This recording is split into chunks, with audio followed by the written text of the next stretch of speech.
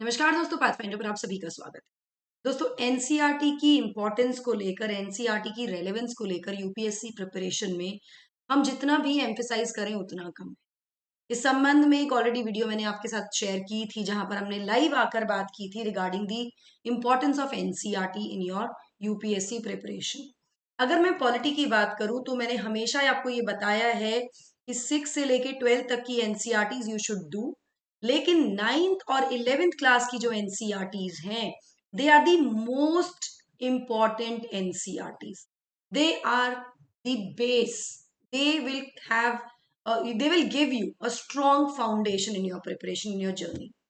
So considering the relevance and importance of NCERT, I am starting एक NCERT series for you guys, जहां पर मैं class 9th की जो NCERT है, पॉलिटी की या फिर सिविक्स की, क्योंकि आप सिविक्स के उसमें देखते हैं बुक्स को, उसको मैं यहाँ पर स्टार्ट कर रही हूँ, जहां I will try and cover all the chapters. लेकिन यहाँ पर एक समरी जैसा आपको इन चैप्टर्स का मिल जाएगा, बट आई अश्योर यू कि ये क्रक्स प्रोवाइड करेगा आपकी प्रिपरेशन में।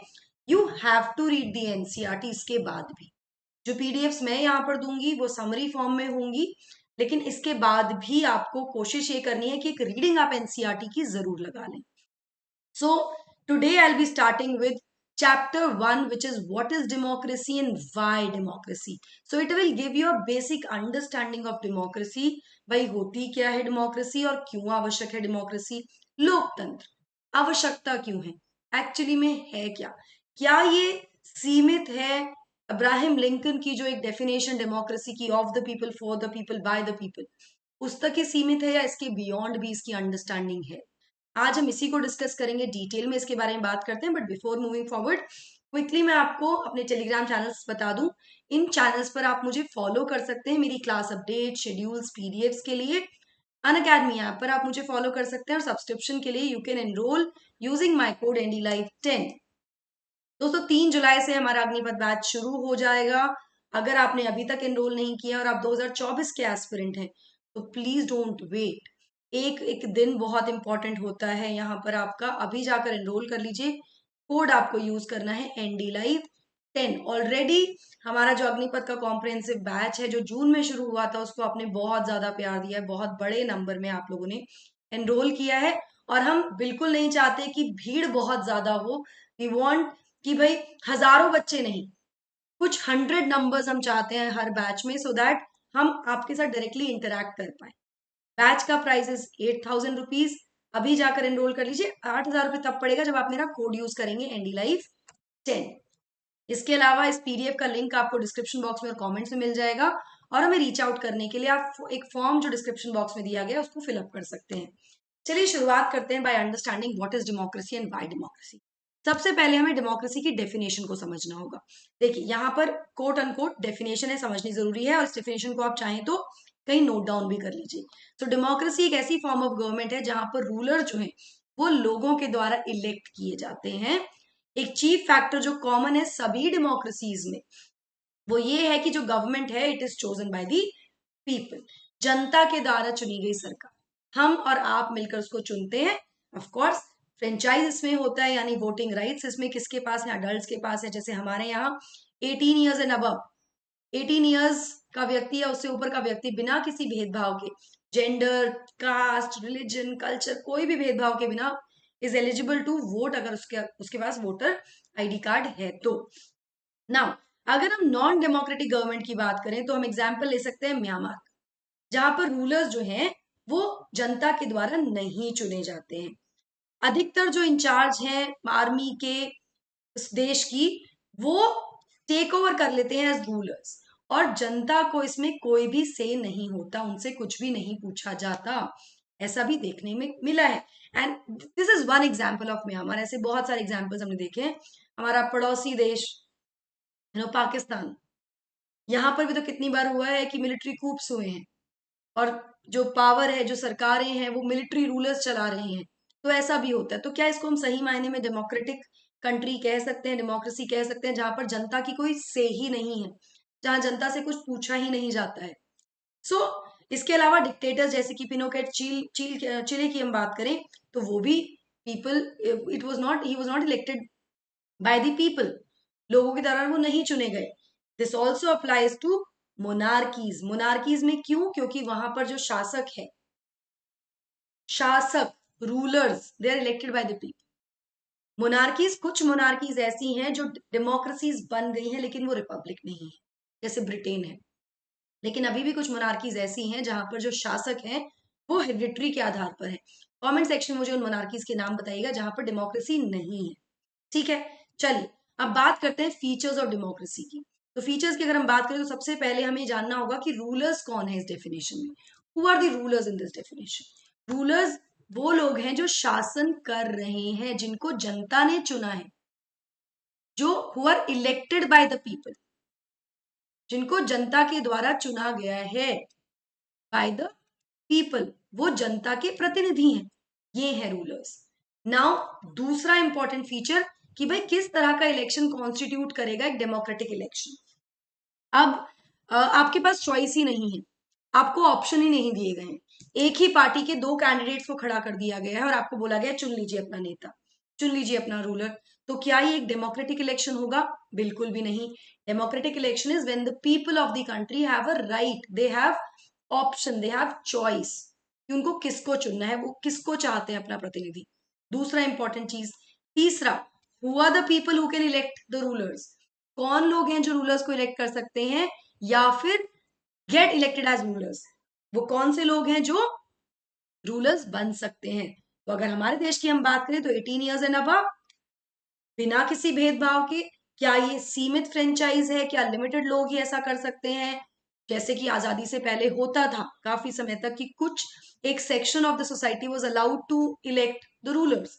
लेकिन अभी अगर हम सही मायने में डेमोक्रेसी की बात करें तो anybody who's above 18 years without any kind of discrimination is allowed to elect the rulers. अब who gets elected as a ruler? Again, अगर आप एक देश में वोटिंग का अधिकार रखते हैं तो आप चुने भी जा सकते हैं, आप रूलर बन सकते हैं, उसमें कोई भी भेदभाव आपके साथ नहीं होगा। This is also one of the important features of democracy. Finally, what form of government is democracy? किस तरह की फॉर्म ऑफ गवर्नमेंट को आप डेमोक्रेसी कहेंगे? कैसी सरकार को डेमोक्रेसी डेमोक्रेसी कहा जाएगा? क्या सही मायने में जहां पर ऑप्शंस नहीं है, जहां पर लिमिटेड फ्रेंचाइज है, ऐसी सरकार को हम डेमोक्रेटिक गवर्नमेंट कह सकते हैं क्या? बिल्कुल नहीं। अब आपके दिमाग में एक क्वेश्चन जरूर आ रहा होगा कि मैम इसके बारे में और डिटेल में बताइए। दोस्तों, बैच आने वाला है एनसीईआरटी का, डिटेल में इसके बारे में हम बात करेंगे। यहाँ पर आपको एक जिस्ट दिया जा रहा है, यहाँ पर मैं आपको समझाने की कोशिश कर रही हूँ एनसीईआरटी क्यों इतनी इंपॉर्टेंट है, ये समझ यहाँ से डेवलप होगी। ओके, इसके अलावा आपको चैप्टर्स रीड करने हैं, रीड द चैप्टर्स। एक बार आपको खुद से चैप्टर को पढ़ना पड़ेगा तो आपके बहुत सारे ये वाले कंफ्यूजन जो है वो क्लियर होंगे। दो मैं यहाँ पे क्लियर करते हुए चल रही हूँ ना। अगर पूछा जाए कि भाई किस कैसी गवर्नमेंट को डेमोक्रेसी कहेंगे, अगर हम कॉमन फॉर्म ऑफ अडॉप्टेड, जो कॉमन फॉर्म अडॉप्ट की जाती है डेमोक्रेसी के द्वारा, वो नॉर्मली रिप्रेजेंटेटिव डेमोक्रेसी होती है। रिप्रेजेंटेटिव डेमोक्रेसी का मतलब कि हम अपने प्रतिनिधियों को चुनते हैं और वो हमारे बिहाफ पर फिर सरकार चलाते हैं, जैसे हमारे देश में है। Because this the population size is huge and it is not practically possible कि हम सब लोग इकट्ठे होकर एक साथ डिसीजन ले पाए। तो हम क्या करते हैं, अपने प्रतिनिधियों को चुनते हैं, उनको बिठा देते हैं पार्लियामेंट में या विधानसभा में, और वो हमारे बिहाफ पर as our representative take decision. It is called representative democracy या इनडायरेक्ट डेमोक्रेसी। डेमोक्रेटिक कंट्रीज में सारे लोग रूल नहीं करते हैं, जरूरी नहीं है कि सभी डेमोक्रेट, देयर आर कंट्रीज जहां पे डायरेक्ट डेमोक्रेसीज भी हैं, लेकिन अधिकतर जो डेमोक्रेसी देखी जाती है, जो कॉमन फॉर्म ऑफ डेमोक्रेसी देखा जाता है, जो अडॉप्ट किया जाता है, वो है रिप्रेजेंटेटिव डेमोक्रेसी। नाउ यहाँ पर मेजोरिटी को अलाउ किया जाता है to take decision on behalf of the people through their elected representative. Very very important point. इसका मतलब ये हुआ कि जब हमने सरकार चुनने के लिए जिम्मेदारी ली है, हमने अपने प्रतिनिधियों को चुन लिया है, अब यहाँ पर क्या वो सारे प्रतिनिधि अलग अलग जगह से आए हैं या फिर एक मेजोरिटी बन जाएगी जो सरकार का गठन करेगी? तो यस, एक मेजोरिटी बन जाती है। पार्टी सिस्टम्स भी देखने को मिलते हैं जहां पर एक पार्टी जिसके पास बहुमत होता है वो डिसीजंस लेती है on behalf of the people through their elected representatives. लेकिन having said that we have to understand कि जो लेजिस्लेचर है उसमें हर एक प्रतिनिधि का एक इंपॉर्टेंट रोल है इन द डिसीजन मेकिंग। तो हमने अगर प्रतिनिधि को चुना है और वो रूलिंग पार्टी का हिस्सा नहीं है तो भी हमारा प्रतिनिधि इंपॉर्टेंट है, बिकॉज दिस पर्सन ही और शी नोज कि वो किसको रिप्रेजेंट कर रहा है, उनकी क्या समस्या है, तो उनकी समस्याओं को पुट फॉरवर्ड करने के लिए ही is there for. Alright, now ये आवश्यक क्यों है, ये इनडायरेक्ट डेमोक्रेसी या रिप्रेजेंटेटिव डेमोक्रेसी क्यों आवश्यक है? देखो, सबसे पहली चीज तो है कि बहुत बड़ी पॉपुलेशन है जो कि फिजिकली इम्पॉसिबल है कि एक साथ बैठकर डिसीजन ले, कलेक्टिव डिसीजन ले। और दूसरा ये है कि अगर लोग चाहें भी तो भाई ना तो टाइम है, अधिकतर लोगों के पास तो टाइम ही नहीं है, स्किल्स भी नहीं है शायद इतनी ज्यादा कि हम सब बैठे और डिसीजन ले सरकार देश चलाने के लिए, और डिजायर भी नहीं होती है to take part in all these decisions. What is democracy? I hope आपको समझ में आया हो। Now the question comes, why democracy? Democracy क्यों चाहिए? देखो, कोई भी डेमोक्रेटिक फॉर्म ऑफ गवर्नमेंट जो है ना, वो किसी और फॉर्म ऑफ गवर्नमेंट से बेहतर क्यों मानी जाती है? I am not saying it is the best form of government, but it is better than the other forms of government. Why? Because ये ज्यादा अकाउंटेबल फॉर्म ऑफ गवर्नमेंट होती है। मतलब यहाँ पर जो हमारे प्रतिनिधि हैं वो अकाउंटेबल है टूवर्ड्स अस।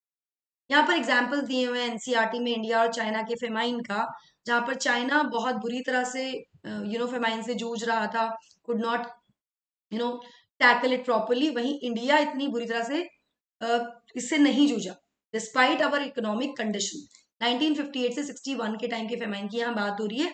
रीजन इसका ये हो सकता है कि भारत ने जो फूड स्कैर्सिटी है उसको इस तरह से रिस्पॉन्ड किया जिस तरह से चाइना नहीं कर पाया। फेमाइन आया, फूड स्कैर्सिटी थी, सरकारों को ये पता था कि आपकी अकाउंटेबिलिटी है भारत में, अगर आप सही से नहीं करेंगे तो आपको हटा दिया जाएगा। दे दिस अकाउंटेबिलिटी काइंड ऑफ एक तरह से होता है ना कि एक रिस्पॉन्सिबिलिटी दे देती है कि भाई आपको करना पड़ेगा, अदरवाइज आप हट भी सकते हैं। तो शायद इस वजह से यहाँ पर हम देखते हैं कि डेमोक्रेसी बेटर है than any other form of government in responding to the needs of people. अब ऐसा क्यों कह रही हूं मैं, ये आगे वाले चैप्टर्स में आपको समझ में आएगा। क्योंकि हो सकता है कि लीगल रिस्पॉन्सिबिलिटी ना हो, पर एक मॉरल ऑब्लिगेशन, मॉरल रिस्पॉन्सिबिलिटी बन जाती है, और एक अकाउंटेबिलिटी ऐसे भी बन जाती है कि इस बार ठीक है, इस बार आप सपोर्ट नहीं कर रहे हैं, इस बार आपने बोला था आप ये सब करेंगे, आप समर्थन करेंगे, आप लोगों के हित के लिए काम करेंगे, आप नहीं कर रहे हैं, तो अगली बार आपको चुनकर नहीं लाया जाएगा, आपकी सरकार नहीं बनेगी। तो अगर कोई नहीं भी चाह रहा है ना, सिर्फ पावर अथॉरिटी के लिए वो आना चाह रहा है सत्ता में, तो भी वो बंदा काम करता है, वो सरकारें काम करती हैं, बिकॉज अदरवाइज उनको हटा दिया जाएगा। ठीक है ना? अब ये तो एक रीजन हुआ, इसके अलावा there few other reasons why democracy is important. सबसे पहला रीजन है, डेमोक्रेसी इंप्रूव करती है क्वालिटी ऑफ डिसीजन मेकिंग। जो डिसीजन मेकिंग है, जब भी डिसीजन लिए जाते हैं सरकार के पार्ट पर for the people of the country, democracy उस डिसीजन की क्वालिटी मेकिंग में महत्वपूर्ण रोल प्ले करती है। जैसा कि मैंने अभी आपको बताया कि लेजिस्लेचर में रूलिंग पार्टी और ऑपोजिशन के लोग बैठे हुए हैं, हमारे रिप्रेजेंटेटिव्स बैठे हुए हैं, तो यहाँ पर कंसल्टेशन होगा, डिस्कशन होगा। डेमोक्रेटिक डेमोक्रेटिक डिस्कशन, लोकतांत्रिक जो डिसीजंस होते हैं उसमें बहुत सारे लोग इन्वॉल्व होते हैं। वो पूरी की पूरी जो हाउस है, जो सदन है, वो इन्वॉल्व होता है किसी भी लॉ को लाने से पहले, किसी भी पॉलिसी को इम्प्लीमेंट करने से पहले, डिसीजन लेने से पहले। उनके साथ डिस्कशंस होंगे, मीटिंग्स होंगी, उनके जो पॉइंट्स हैं, जो काउंटर पॉइंट्स हैं, उनको सुना जाएगा, उनकी जो प्रॉब्लम्स हैं उस पर रिस्पॉन्ड किया जाएगा, उसके बाद एक डिसीजन आता है। तो सबके ओपिनियंस यहाँ पर आ जाते हैं। थोड़ा सा ये कह सकते हैं कि टाइम कंज्यूमिंग है, but it ends up with a better decision. ठीक है, टाइम ज्यादा लगता है पर मिस्टेक्स निकालने की चांसेस हो जाते हैं, मिस्टेक्स कम हो जाती हैं ऐसे डिसीजंस में। ठीक है, decision making. Number 2 is democracy provides a method to deal with differences and conflict. Democracy, लोकतंत्र जो है, ये हमें एक तरीका प्रोवाइड कर देता है ताकि जो डिफरेंसेस और कॉन्फ्लिक्ट्स हैं उनको उनसे डील किया जा सके। अब considering India as a very diverse nation, हम एक बहुत ही डाइवर्स कंट्री हैं, बहुत ज्यादा डाइवर्सिटी है, तो ऑब्वियस सी बात है लोगों के जो ओपिनियंस होंगे उन उसमें डिफरेंसेस भी होंगे, अलग अलग इंटरेस्ट होंगे। ऐसे में जो इंटरेस्ट हैं, जो कि अगर हम अपने देश की बात करें तो वो ज्यादा देखने को मिलते हैं, because we have an amazing social diversity. तो ऐसे में हमारे पास ऐसे ऐसे लोग हैं जो अलग अलग रीजन से आते हैं, अलग अलग भाषाएं बोलते हैं, अलग धर्मों का वो प्रैक्टिस करते हैं, अलग अलग कास्ट से हैं, जेंडर डिफरेंसेस हैं, बहुत सारे डिफरेंसेस देखने को मिलते हैं। यहाँ पर चांसेस ये हो जाते हैं जो प्रेफरेंसेस हैं एक ग्रुप की वो क्लैश कर सकती है किसी और ग्रुप की प्रेफरेंसेस से, जो कि देखने को भी मिला है ना। अब ये कॉन्फ्लिक्ट हम कैसे रिजोल्व करें? अब हमारे इंटरेस्ट अलग हो सकते हैं, मैं कुछ और चाह सकती हूँ, आप कुछ और चाह सकते हो। अगर आप किसी एक जगह से आते तो आपके ओपिनियन अलग हो सकते हैं, आपकी चॉइसेस अलग हो सकती हैं, आपके इंटरेस्ट अलग हो सकते हैं, कोई दूसरी जगह से आने वाले व्यक्ति अलग हो सकता है। तो इसको रिजोल्व कैसे करें? यहाँ पर डेमोक्रेसी एक पीसफुल सोल्यूशन देती है इस प्रॉब्लम का। क्यों? क्योंकि डेमोक्रेसी में ना तो कोई परमानेंट विनर है, ना ही कोई परमानेंट लूजर है। हो सकता है आज एक ग्रुप की मेजोरिटी देखने को मिल रही है, कल किसी और ग्रुप की मिल जाएगी। तो no permanent winners and losers, everybody gets a fair chance to be in the power to take decisions और टू टेक इंपॉर्टेंट डिसीजंस यहाँ पर, ठीक है ना। जिस तरह से सभी लोग, अलग अलग कम्युनिटी, अलग अलग ग्रुप्स के लोग पीसफुली रह सकते हैं। तीसरा इंपॉर्टेंट पॉइंट है, democracy enhances the dignity of citizen. कैसे? देखिए, डेमोक्रेसी जो है ना, अगर लोकतंत्र की बात करें तो ये basically based on the principle of political equality, राजनीतिक समानता के प्रिंसिपल पर है। जब राजनीतिक समानता की हम बात करें, जो कि मैंने शुरुआत में बोला कि वोटिंग राइट हम सबके पास है, we have right to vote. अगर हमारी एज 18 साल या उससे ऊपर है भारत में, तो हमें अधिकार है वोट करने का। यानी आप किसी भी धर्म, जाति, समुदाय से आते हो, आप एजुकेटेड हो, आप एजुकेटेड नहीं हो, आप अमीर हो, आप गरीब हो, you are equal when you go and choose your government, when you choose your representative। तो यहाँ पर डेमोक्रेसी रिकॉग्नाइज करती है पोरेस्ट को और लीस्ट एजुकेटेड को, उनका भी same status as the rich and educated. Dignity को इनहांस करने में काम करती है, सभी के पास समान अधिकार यहाँ देखने को मिलते हैं when it comes to political rights। Number 4 is democracy is better than any other form of government because it allows us to correct our own mistakes। हमें अपनी गलतियों को सुधारने का मौका मिलता है। हो सकता है एक बार किसी के बहकावे में आकर हमने सही सरकार को नहीं चुना, हमें पता लग जाएगा और हम अपनी मिस्टेक्स को सुधार सकते हैं। डेमोक्रेसी हमें देती है रूम फॉर करेक्शन। यहाँ पर रूलर्स जो हैं उनको भी अपने डिसीजन चेंज करने पड़ते हैं।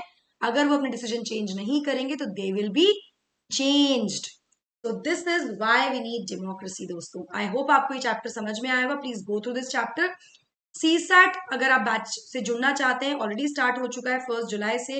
अभी जाकर एनरोल कर दीजिए with my code ND live 10 और सीसैट की तैयारी को बेहतर कर लीजिए। आप हमारी टेस्ट सीरीज से भी जुड़ सकते हैं, इसका भी हिस्सा बन सकते हैं। हिंदी मीडियम बैचेस हमारे 15 जुलाई से शुरू हो रहे हैं, उसमें भी आप एनरोल कर सकते हैं with my code ND live 10। अभी जाकर एनरोल कर लीजिए। This is our team pathfinder here. Perspective से आप जुड़ सकते हैं टू क्लियर योर डाउट्स। हमारे चैनल को सब्सक्राइब करने के लिए इस क्यूआर कोड को स्कैन कर लीजिए ताकि आपको हमारी क्लास की अपडेट, शेड्यूल, पीडीएफ सब मिल जाए। इसके अलावा हमें रीच आउट करने के लिए डिस्क्रिप्शन बॉक्स में दिए गए फॉर्म को फिल कर दीजिए so that we can reach out to you and resolve your queries and doubts. That is it from my side. I hope you like the session. Don't forget to like, share and subscribe to the channel, and also hit the bell icon so that you get notifications about the latest updates. Thank you so much. God bless. Take care.